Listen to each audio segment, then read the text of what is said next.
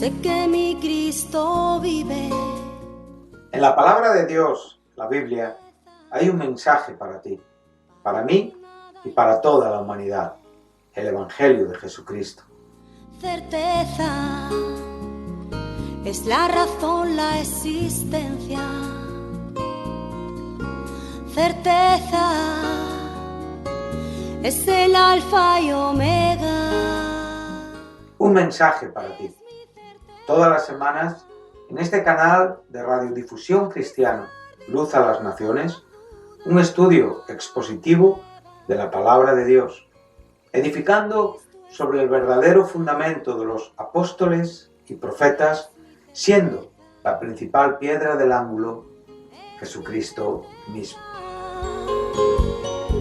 Que ni lo alto ni profundo. Síguenos en directo o en cualquiera de nuestros canales y recuerda que Dios tiene un mensaje para ti.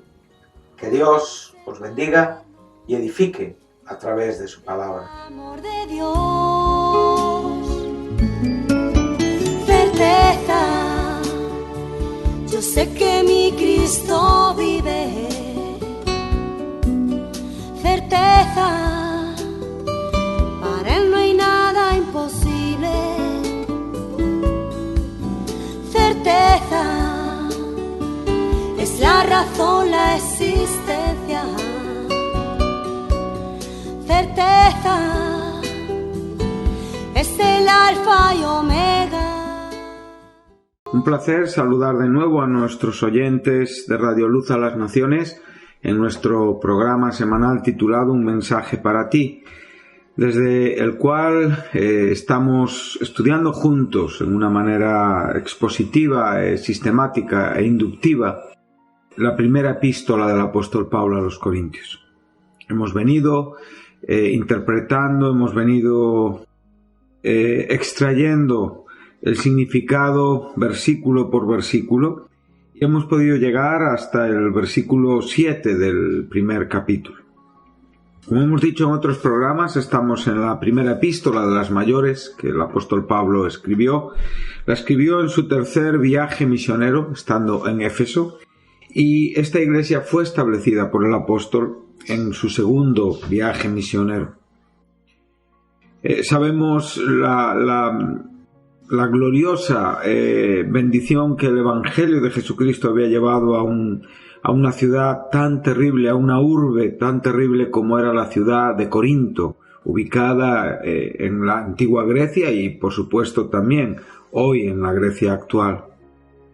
Sabemos perfectamente el significado del propio nombre de la ciudad, ya que estaba muy relacionado con acciones pecaminosas. De hecho, la palabra Corinto, hacer el corintio, estaba relacionado con la fornicación.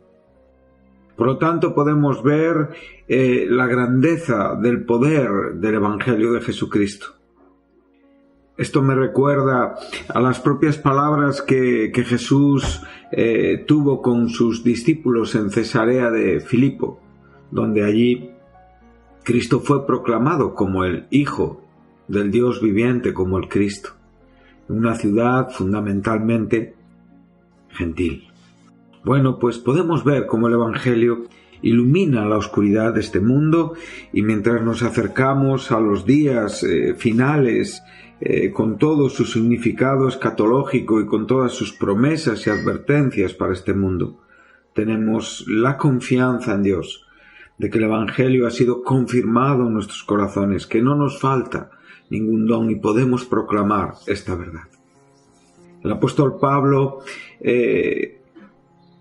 da gracias a Dios por el corazón de esta iglesia. El apóstol Pablo muestra el origen divino de su llamamiento. El apóstol Pablo presenta la gracia de Dios que el Padre nos dio en Cristo Jesús. El apóstol Pablo nos habla de cómo Dios nos santificó, nos llamó a ser santos. Y en esta introducción él lo que está tratando es de asentar, de establecer en el corazón en el corazón de aquellos que forman el cuerpo de esta iglesia una expectativa, una esperanza, un deseo por amar más al Señor, por confiar más en el Señor y por tomar partido en todas aquellas cosas que evidentemente están trastornando, están dañando, están desviando, están confundiendo, están llevando a cabo acciones que no están glorificando a Dios. Y es por eso que el apóstol dedica nada más y nada menos que 16 capítulos de esta epístola. Sabemos que la carta en su origen no tuvo capítulos ni versículos, pero nosotros tenemos 16 capítulos con un contenido extenso de todo lo que al apóstol le preocupaba y la razón por la cual él escribió a esta iglesia. Por lo tanto, si Dios nos permite y Dios mediante, trataremos de abordar todo lo que esta epístola tiene para nosotros. Bueno, venimos leyendo en el versículo 4 del capítulo 1, donde dice: gracias doy a mi Dios, aquí ya hemos estado en otros programas, siempre por vosotros, por la gracia de Dios que os fue dada en Cristo Jesús. Aquí vemos la palabra Evharisteo, que es dar gracias. Aquí vemos la palabra charis, que es gracia. Dice verso 5, porque en todas las cosas fuisteis enriquecidos en él, en toda palabra, en toda ciencia. Hemos podido ver estos dos conceptos, estos dos vocablos importantes en cuanto a lo que tiene que ver con el logos y el gnosis, la gnosis, el conocimiento, sí. Dice: así como el testimonio acerca de Cristo ha sido confirmado en vosotros, de tal manera que nada os falta, y aquí estamos en el versículo 7, en ningún don, charisma, esperando la manifestación de nuestro Señor Jesucristo. Bueno, aquí es donde hemos quedado en el último programa y podemos ver como al fin de lo que es un poco la introducción al cuerpo epistolar, después de la salutación y esta acción de gracias que él está dando por toda la gracia recibida por estos creyentes de parte de Dios en Cristo Jesús. Él está presentando dos momentos importantes en la vida del creyente. Una es el momento de su conversión, el momento de su transformación, el momento en el que la gracia soberana de Dios llama al corazón de un hombre, revela al corazón de un hombre su condición pecaminosa, su condición terrible delante de Dios, ilumina el corazón, presenta el Evangelio de Jesucristo y la persona es transformada. Este es el Evangelio confirmado con todo el potencial, con toda la bendición, con todo el poder que la proclamación y que el Evangelio tiene en él mismo. Y a la vez también nos habla de un compás de espera, ¿sí? Nos habla de un tiempo entre que el hombre es convertido hasta, evidentemente, la manifestación de nuestro Señor Jesucristo. O sea, el momento en el que Cristo regresa a este mundo, ¿sí?, para establecer todos los asuntos pertenecientes al siglo venidero. Sabemos, y no es el tema en este momento para poder hablar de la segunda venida de Jesucristo en una manera extensa, pero sabemos que Cristo en su segunda venida establecerá en el mundo un reino de paz y de justicia en Jerusalén. Sí, Cristo se sentará en el trono de David, física, con su cuerpo humanizado, con su cuerpo glorificado. Sí, con el cuerpo con el que Él resucitó es con el cuerpo que Él regresará. Y para este tiempo la Iglesia ya estará glorificada. Para este tiempo la Iglesia ya ha sido transformada. Para este tiempo la Iglesia ya ha sido llevada con Cristo y es la misma Iglesia que con los santos ángeles de Dios regresará a este mundo. Y en este momento Dios juzgará al mundo. Cristo juzgará al mundo en su segunda venida. Habrá un juicio. En ese juicio se establecerá el reino de justicia, de paz, conocido bíblicamente como el milenio. en ese tiempo, en ese compás de espera que ya la resurrección de los santos ha sucedido, o sea, la primera resurrección de la cual nos habla el libro de Apocalipsis, y dice: bienaventurado el que tiene parte en la primera resurrección, porque evidentemente la segunda muerte no tiene potestad sobre él. Esto nos lo enseña en una forma muy clara el capítulo 20 de Apocalipsis, en el versículo 6. Bienaventurado y santo el que tiene parte en la primera resurrección. La segunda muerte no tiene potestad sobre estos, sino que serán sacerdotes de Dios y de Cristo y reinarán con él 1000 años. Aquí tenemos el periodo del milenio interpretado literalmente. Y sabemos que después de esos 1000 años se llevará a cabo ya la derrota que ha sido iniciada en el regreso de Jesucristo. Ahí sabemos perfectamente que Satanás es atado por 1000 años, previo ya son confinados, ya son arrojados, ya son encarcelados, ya son lanzados al lago de fuego, el destino final de los impíos, de Satanás y de sus ángeles, la bestia y el falso profeta. Pero Satanás por un tiempo es atado.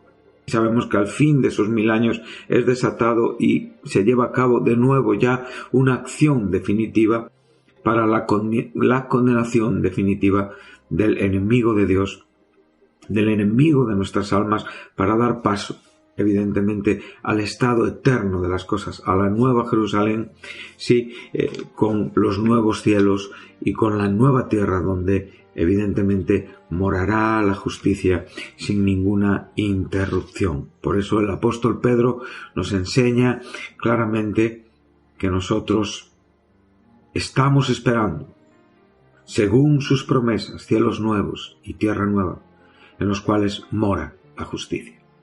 Tenemos una eternidad, queridos oyentes, como esta iglesia de Corinto, el apóstol le escribía, una eternidad de gloria, un futuro glorioso.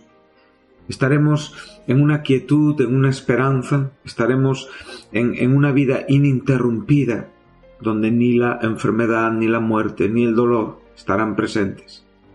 Estaremos en unos cielos nuevos y en una tierra nueva donde no oiremos ninguna noticia dañina ni perjudicial, donde estaremos totalmente seguros ya de ninguna acción diabólica, donde la carne ya no se manifestará y donde nuestro estado eterno, nuestra condición espiritual glorificada con cuerpos semejantes al de Cristo en su resurrección, podrá disfrutar de estos cielos nuevos y de esta tierra nueva donde mora la justicia.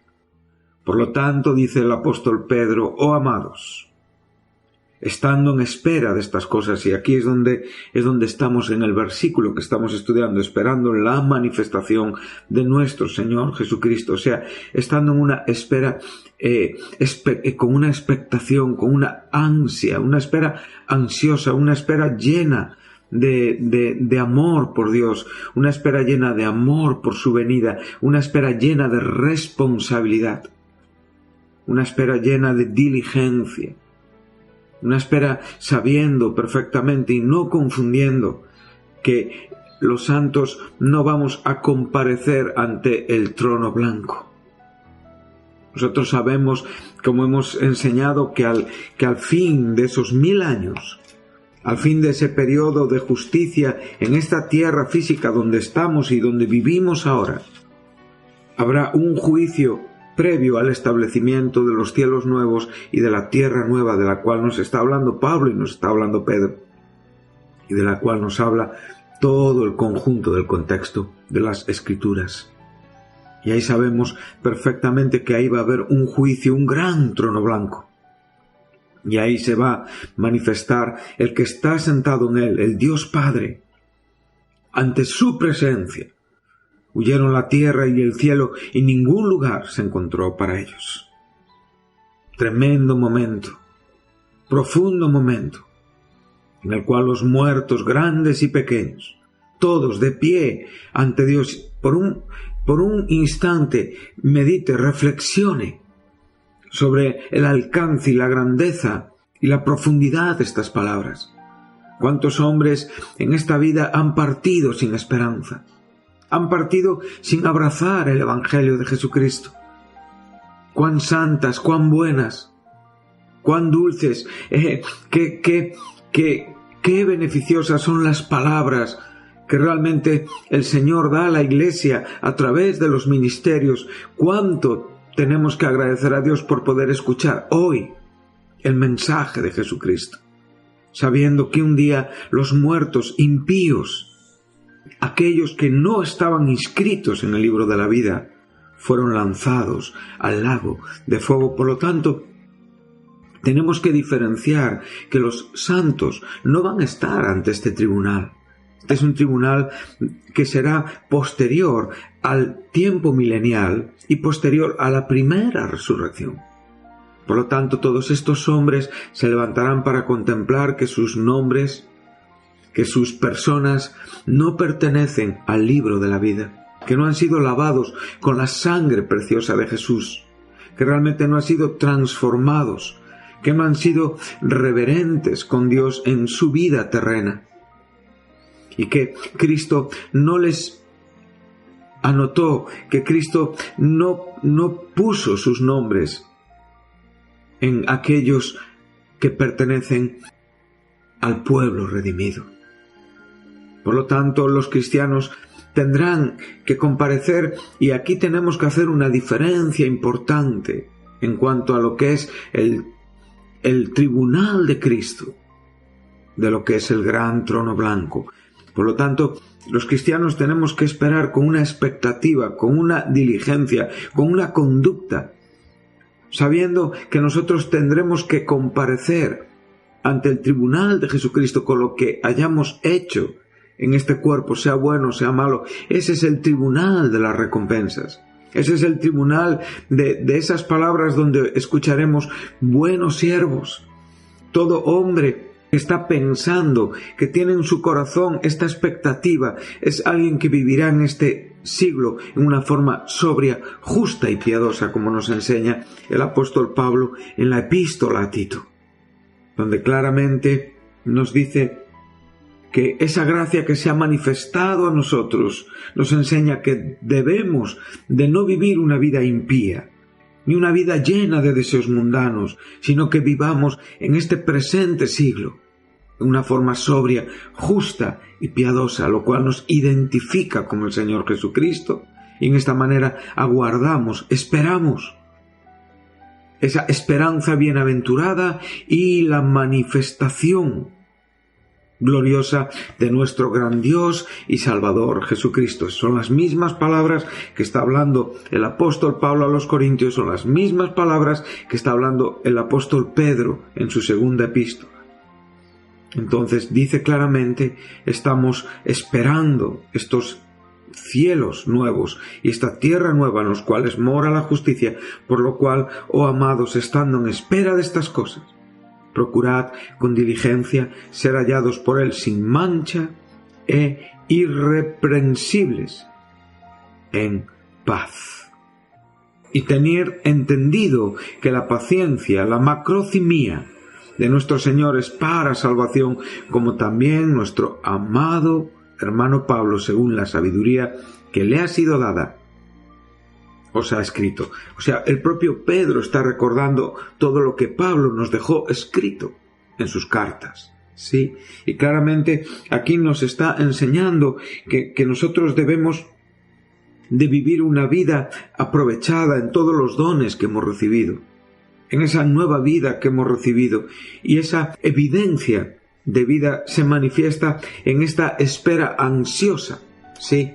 En este aguardar deseosos, ¿sí? La manifestación de nuestro Señor Jesucristo. Como hemos dicho en el último programa, ¿verdad?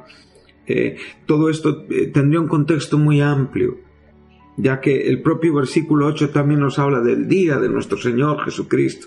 Y sabemos que esto forma un paralelo con el día de Jehová, el Yom Jehová del Antiguo Testamento, y sabemos que ese día será un día de juicio, y ese día claramente es equivalente al momento en el que Cristo regresa a este mundo, porque concuerda perfectamente con todas las profecías veterotestamentarias en cuanto a los sucesos que el propio Jesucristo nos enseña en su última semana de pasión, en los evangelios, en Mateo, en Marcos y en Lucas, sabiendo y hablando acerca de la venida del Hijo del Hombre. Esto tiene que ver con su segunda venida.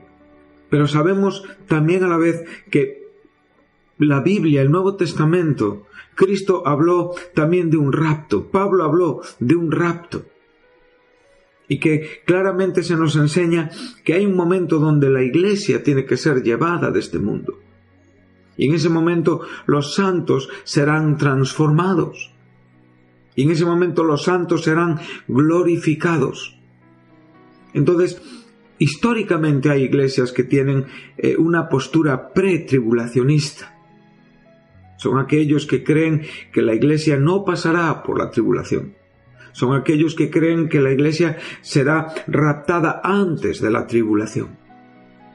También hay históricamente cristianos que creen en una postura mitribulacionista, aquellos que creen que la iglesia estará en la primera parte de la tribulación. Aquellos que son pretribulacionistas interpretan en cierta manera que la semana de tribulación, esos últimos 7 años de este mundo previos al regreso de Jesucristo, son comparables, evidentemente, y forman un paralelo con la última semana de Daniel, la semana 70, esa semana que todavía está por cumplir, porque tiene una connotación escatológica. Por lo tanto, estas personas creen que esta semana está relacionada únicamente con el pueblo judío. Entonces, esto tiene que ver, evidentemente, con el pueblo judío, y la iglesia no estará. Por lo tanto, la iglesia será arrebatada antes del comienzo de la tribulación. Para aquellos que creen en la postura mitribulacionista, creen que la iglesia será arrebatada a la mitad de la semana. Y después tenemos históricamente también la postura post-tribulacionista, que son aquellos que ven en el rapto y en la segunda venida dos eventos, pero que suceden simultáneamente y que en muchos casos es uno detrás del otro. Suceden al mismo tiempo. Por lo tanto, cualquiera que fuere su postura o su creencia o su corazón, y ya digo, no estoy tratando de posicionarme yo, evidentemente, tengo mi creencia y mi forma de pensar, la cual no creo que sea el momento de dar aquí en este programa, solamente les he presentado estas 3 posiciones históricas de la Iglesia cristiana, pero que cuando estamos leyendo, esperando la manifestación de nuestro Señor Jesucristo, y a la vez vemos el día de nuestro Señor Jesucristo, evidentemente tenemos que pensar en ellas y debemos de, primeramente, tratar de examinar nuestro corazón en cuanto a la esperanza que nosotros tenemos y a la relación que nosotros tenemos con estas verdades escatológicas, las cuales son fundamentales. Para el apóstol Pablo, el aguardar deseosos esta revelación, esta manifestación de nuestro Señor Jesucristo, enseguida les está vinculando con los dones espirituales recibidos. Porque por medio de estos dones nosotros tenemos la comprensión, tenemos el desarrollo de la vida espiritual en la Iglesia. Entonces vemos que entre el verso 7 y el versículo 8, Pablo habla 2 veces del fin, habla 2 veces del tiempo del fin, del día escatológico de nuestro Señor Jesucristo. Pero sabemos perfectamente que es en el capítulo 15 de esta misma epístola, entre los versos 12 y 58, donde Pablo ya desarrolla mucho más ese día escatológico. Y que claramente el interés en este retorno del Señor se había enfriado en esta iglesia. Y por eso Pablo les deja citas tan importantes, pues como si se predica que Cristo fue resucitado de los muertos, que claramente Pablo enfatiza, un evangelio sin resurrección no es evangelio. Cristo fue entregado por nuestras transgresiones, Romanos 4:24, y resucitado para nuestra justificación. O sea, si Cristo no resucitó, claramente entonces todavía estamos en nuestros pecados. Por eso el apóstol dice, entonces si se predica que Cristo fue resucitado de los muertos, como dicen algunos de entre vosotros que no hay resurrección de muertos. O el verso 33, donde Pablo cita en cierta manera una expresión, un proverbio: no os dejéis engañar, las malas compañías corrompen las buenas costumbres. Era una frase típica de aquel tiempo. También le sigue diciendo: volved justamente a la sensatez y no sigáis pecando, porque algunos adolecen de percepción de Dios. Hablo para vergüenza vuestra. Esto es lo que está diciendo. O sea, que esta iglesia estaba enfriando en cuanto a su conducta, está enfriando. El enfriamiento de la conducta manifestaba las expectativas interiores, y las expectativas interiores estaban lejos de aquello que debería de ser, evidentemente, una prueba inequívoca de que un verdadero cristiano siempre permanece y está en la espera y teme la revelación de Jesucristo. O sea, debemos de conducirnos con temor y con temblor. Debemos de ocuparnos en nuestra vida en una manera santa, en una manera espiritual, y que evidencie, por supuesto, una vida práctica. Por lo tanto, es correcto decir que un cristiano debe de vivir con esa conciencia donde el que comenzó su obra, el que realmente fue capaz de transformar, el que introdujo a nuestro corazón el poder regenerador y reformador del Evangelio de Jesucristo, Él nos perfeccionará a lo largo del desarrollo de nuestra vida hasta el día de Jesucristo. Y fiel es Dios. Está diciendo las mismas palabras a los filipenses en el capítulo 1, versículo 6, que evidentemente aquí a los corintios. Sí. Bueno, podemos ver la importancia de lo que aquí estamos. Como hemos dicho, el verbo aguardar, deseoso, es una expresión que connota intensidad, anhelo, en relación con nuestra esperanza cristiana. Lo cual lo podemos ver en la manera en la que Pablo lo usa a lo largo de todas sus epístolas, de todos sus escritos. La creación espera con ansiosa expectación, Romanos 8:19. Esperamos deseosos nuestra adopción como hijos, Romanos 8:23. Pacientemente lo esperamos, Romanos 8:25.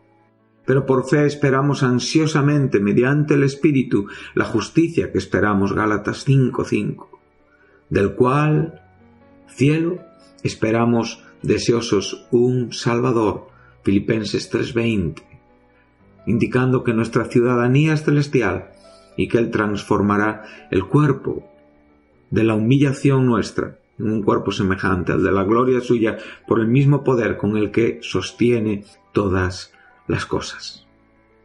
Por lo tanto, aquí vemos la importancia entre la conducta y el argumento esperado, el equilibrio entre la conducta y la grandeza y la gloria del argumento que estamos presentando. Aquí contemplamos perfectamente que la revelación escatológica debe hacer que los cristianos miremos ansiosos al Señor.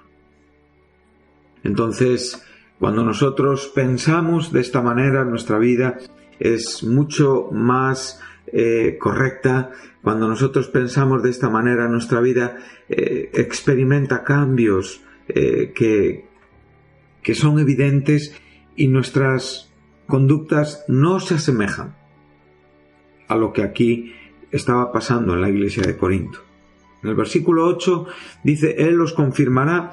Usa el verbo que tenemos aquí, bebeos, ¿sí? La expresión es la garantía de que algo es seguro. Y de nuevo, aquí parece que hay un cambio en cuanto al agente activo en la gramática y en el párrafo que estamos leyendo, pero entendemos, viene siendo el Dios Padre quien está llevando a cabo todas las acciones por Jesucristo. Aquí el versículo 8 es ambiguo, parece que nos habla un poquitín más del Hijo que del Padre, pero entendemos o concluimos que sigue siendo el Padre el que está llevando a cabo las acciones que ya vienen siendo mencionadas por Pablo en los versículos anteriores.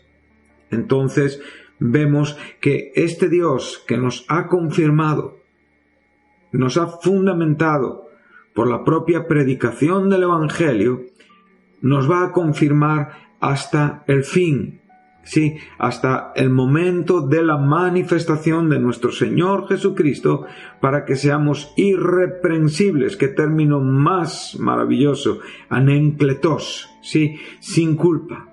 Y para que estemos absolutamente presentados libres de culpa, inocentes, con una absoluta confianza en su regreso, cuando llegue ese día del juicio. Nosotros no tememos el regreso de Jesucristo. Nosotros debemos de permanecer confiados en esa santa expectativa, sabiendo que Él es fiel para confirmarnos hasta el fin y para ser irreprensibles.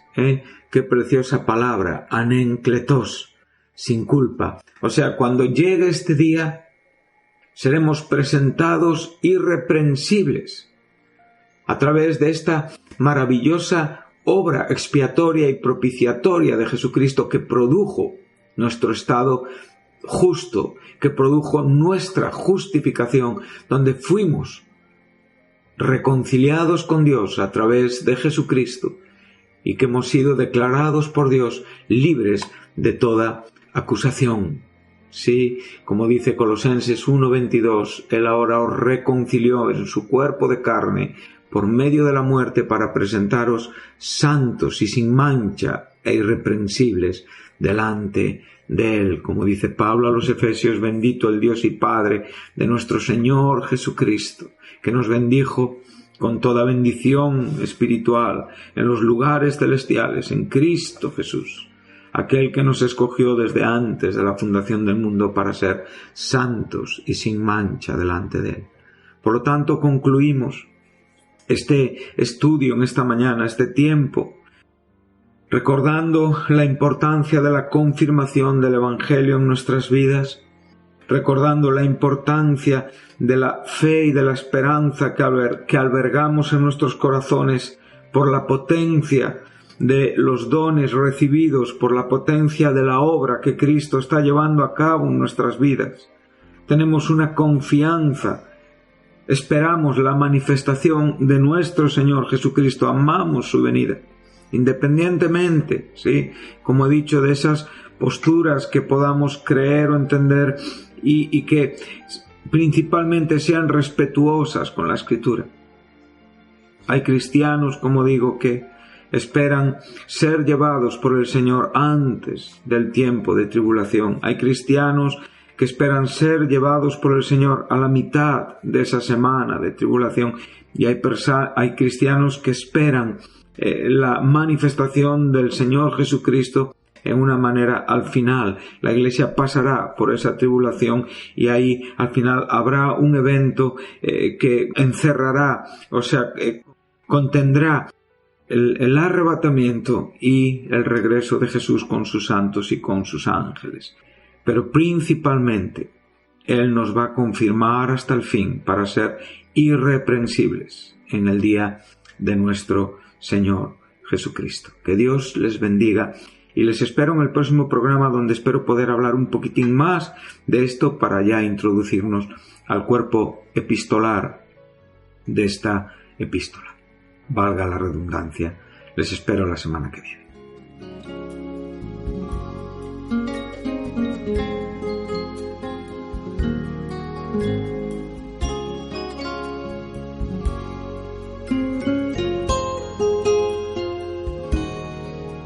Certeza, yo sé que mi Cristo vive. Hasta aquí nuestro programa de hoy, un mensaje para ti. Si te gustó, si estás interesado en conocer más a Dios y saber más de su palabra, llámanos. 968-117-107 es el teléfono de Radio Luz a las Naciones. Si no tienes una Biblia y quieres conseguir una, te enviaremos sin compromiso un ejemplar de la misma. Puedes descargar este programa o volver a escucharlo en la página web de Radio Luz a las Naciones, www.fmradioluz.com. Recuerda, Cristo está cerca. todos los sábados hay un mensaje para ti. No te lo pierdas. Que ni lo alto ni profundo, ni la muerte ni la vida podrán separarnos